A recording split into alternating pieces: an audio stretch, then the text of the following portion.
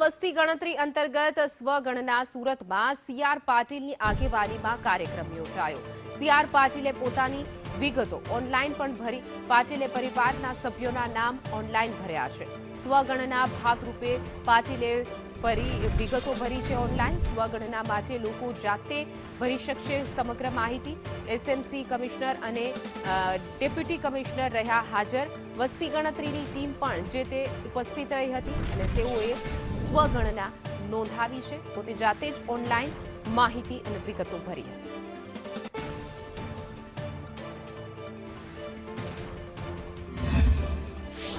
સરકાર દ્વારા હાથ ધરાતી સૌથી મહત્વપૂર્ણ રાષ્ટ્રીય પ્રક્રિયાઓમાંની એક છે।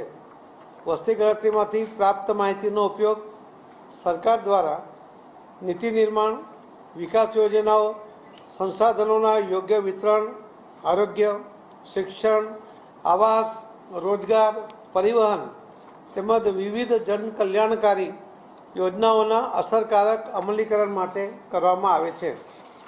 સાચા જનગણના આંકડા વિકાસનો લાભ યોગ્ય લોકો અને વિસ્તારો સુધી પહોંચે તે સુનિશ્ચિત કરે છે।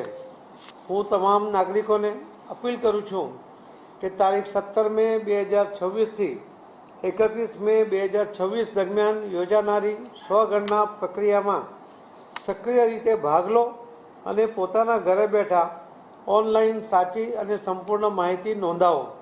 આપ દ્વારા આપવામાં આવેલી માહિતી કાયદા મુજબ સંપૂર્ણપણે ગુપ્ત રાખવામાં આવે છે અને તેનો ઉપયોગ માત્ર આંકડાકીય અને વિકાસલક્ષી હેતુઓ માટે જ કરવામાં આવે છે।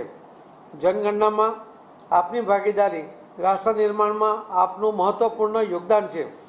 આવો આપણે સૌ સાથે મળીને જનગણના 2027ને સફળ, સચોટ અને સર્વસમાવેશી બનાવીએ।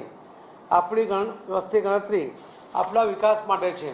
જે કેટલાક લોકો નોકરી માટે દિવસ દરમિયાન જ્યારે ઘરે નહીં હોય એ દરમિયાન